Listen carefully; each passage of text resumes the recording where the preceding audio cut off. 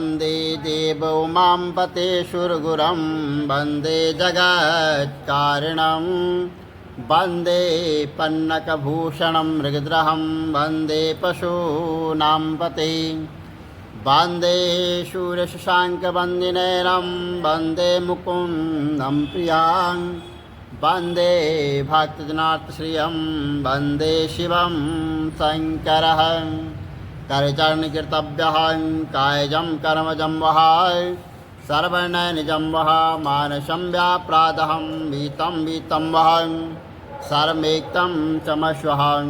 जय जय करुणाबन्धे श्री महादेव शंभो। बोलो शंकर भगवान की जय, विष्णु भगवान की जय, वैशाख महात्म की जय, सनातन धर्म की जय। 21वां अध्याय। मुनि के ऐसे वचन सुनकर वह कहने लगा कि मतंग महर्षि के 2 पुत्र दलित और कोहल नाम के थे, जो शाप द्वेष से उनके ये नाम हुए, और रूप यौवन से संपन्न सब विद्याओं और निपुण मतंग ऋषि कहने लगे कि हे पुत्रों, इस वैशाख मास में प्रातः उठकर स्नान करो, मार्ग में प्याव लगाओ और छाया करो, पंखे से मनुष्यों को हवा करो, शीतल जल का दान करो और भगवान की पूजा किया करो, जिससे संसार के बंधनों से छूट जाओगे।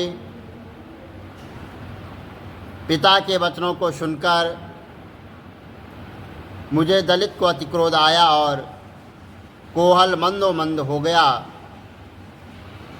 धर्म की लालसा करने वाले हमारे पिता ने क्रोधित होकर शाप दिया कि हे दलित,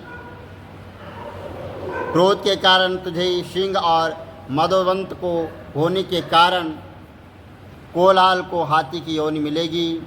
धर्म से विमुख पुत्र और कटु वचन वाली स्त्री तथा पापी को शीघ्र त्याग देना चाहिए, क्योंकि जो कोई लोभवश होकर इनको नहीं त्यागता है वह 14 मन्वंतर तक नरक में वास करता है और नरक की यातना भोगता है। उसी समय हम अत्यंत दुखी होकर शाप निवृत्ति के लिए पिता से बारंबार प्रार्थना करने लगे,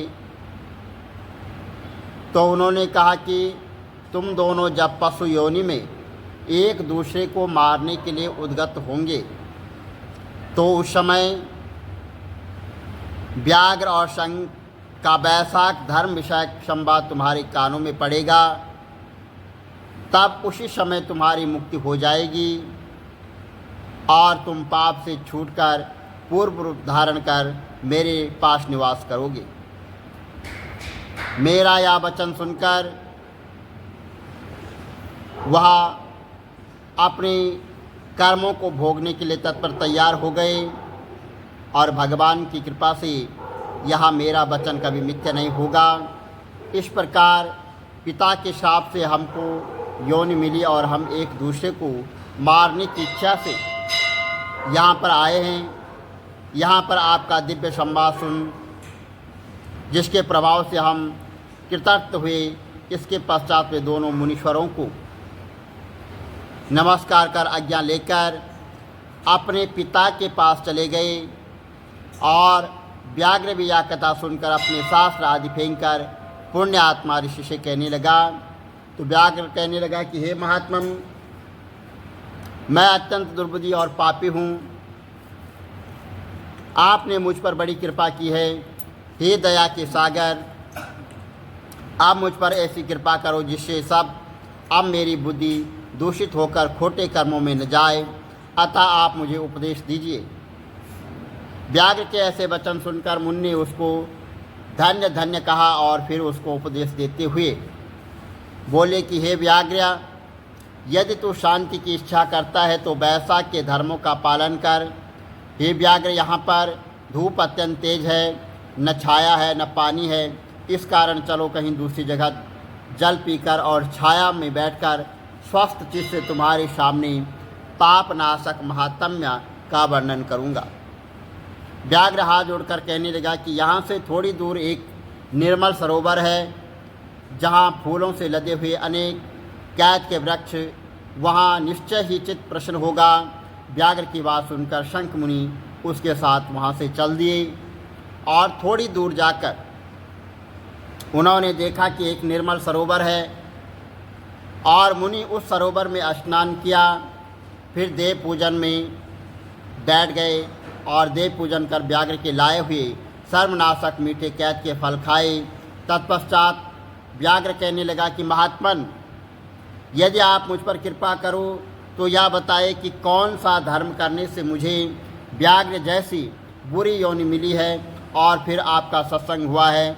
मुनि हंसकर कहने लगे कि तुम शकाल नगर में ही वेद पाठी ब्राह्मण थे, तुम्हारा नाम स्तंभ और गोत्र विवासा और एक वैश्य से तुम्हारा प्रेम था।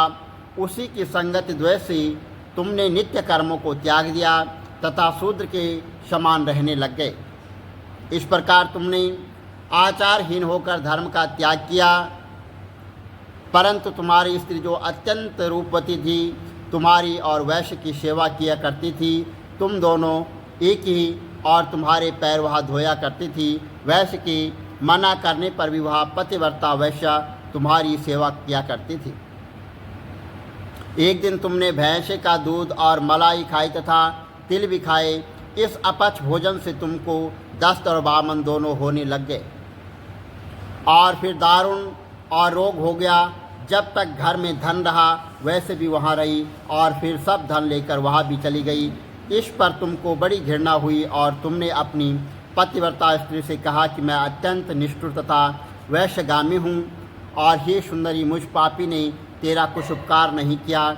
जो अपनी नर्म भार्य का मान नहीं करते वह 15 जन्म तक और कोंकण आदि नरकों में रहते हैं और रात दिन महात्माओं की जो सेवा करते हैं वह अवज्ञा और निश्चय ही वह पाप योनि से मुक्त हो जाते हैं। और जो महात्माओं की अवज्ञा, उनकी आज्ञा का पालन नहीं करते हैं वह सदैव जो है पाप योनि में पड़े रहते हैं। तेरे बिनती भाव पर मैं सदा क्रोध ही करता रहूं।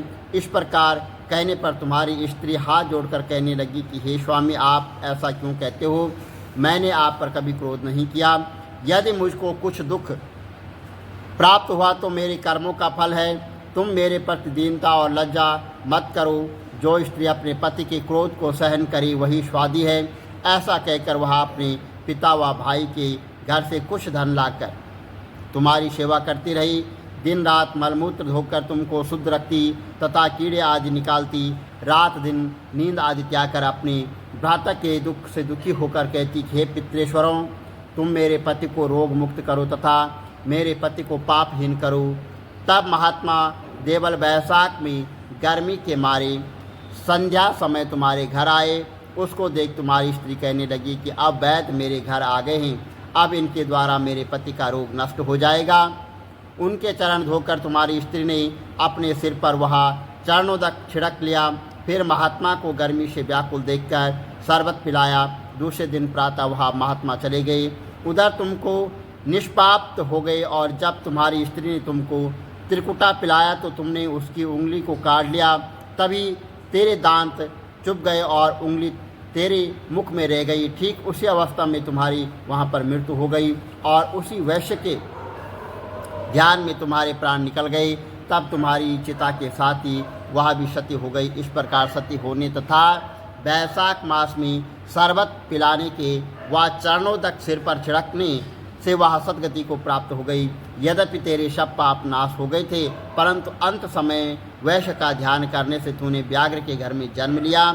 इसी कारण तू सदा हिंसा में लगा रहता है और चित्त उद्वेग में रहता है। तूने अपनी स्त्री को शरबत पिलाने की आज्ञा दी थी। इसी कारण व्याघ्र योनि पाकर भी धर्म पूछने की तेरी सद्बुद्धि रही। तूने भी मुनि के चरणों का जल अपने सिर पर छिड़क कर और इसी से तुझे सत्संगी प्राप्त हुई थी। तूने अपने पूर्व जन्म में जो कर्म किए सब तुमको बतलाए।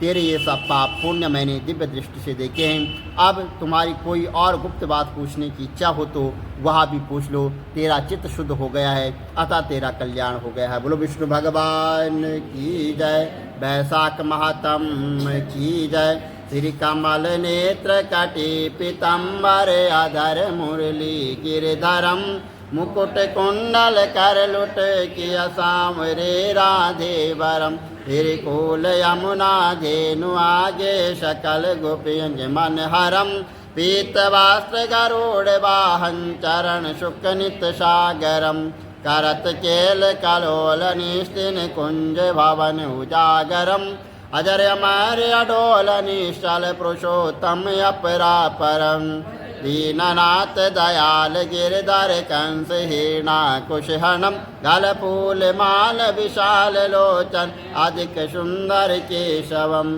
वंशीधर वसुदेव तायो वालितल हरि वामनम जल डूबते गजराकलीनो लंका चेजो रावणम सप्तदीप नवकंड 14 भवन कीनो एक पदम द्रौपदी के लाज राखे कहाँ लोपमा करम दीननाथ दयाल पूरण करुणमय करुणा करम कविदत्त दास विलास निस्तिन नाम जप नित नागरम प्रथम गुरु के चरण बंदो यश ज्ञान प्रकाशितम आदि विष्णु जुगादि ब्रह्मा सेवते शिव शंकरम श्री कृष्ण केशव कृष्ण यदुपति केशवम श्री राम रघुवर राम रघुवर राघवम श्री राम कृष्ण गोविंद माधव वासुदेव श्री वामनम मत कतवाराह नरसिंह पाई रघुपति पावनम मथुरा में केशव ब्राजे गोकुल बाल मुकंद जी श्री वृंदावन में मदन मोहन गोपीनाथ गोविंद जी धन्य मथुरा धन्य गोकुल जहाँ श्रीपति अवतारे धन्य यमुना नीर निर्मल ग्वाल बाल सकावर नवनीत नागर कृत निरंतर सेवितर मन मोहितम कालादि तट करत्र क्रीडा बाल अद्भुत सुंदरम ग्वाल बाल सब सक विराजे संग राधे भामिनी वंशी वट तट निकट यमुना मूल किटेर सुहावनी भज राधे विश रघुवंश उत्तम परम राजकुमार जी पति भक्तन के गति जगत प्राण आधार जी जनक राजा पनक राके धनुष बाण चढ़ावही सती सीता नाम जाके श्री रामचंद्र प्रणामहि जन्म मथुरा केल गोकुल नंद के हृदय नंदनम बाल लीला पतित पावन देव की वसुदेवकम श्री कृष्ण कलिमल हरण जाके जो भजे हरि चरण को भक्ति अपनी देव माधव भाव सागर के तरण को जगन्ना जगदीश स्वामी श्री बद्रीनाथ विशंबरम द्वारिका के नाथ श्रीपति केशवम प्रणावयम श्री कृष्ण अष्टपद पढ़त निस्तिन विष्णु लोक सगतम श्री गुरु रामानंद अवतार स्वामी कविदत्त दास समाप्तवम श्री कमल नेत्र समाप्तवम विष्णु भगवान की जय।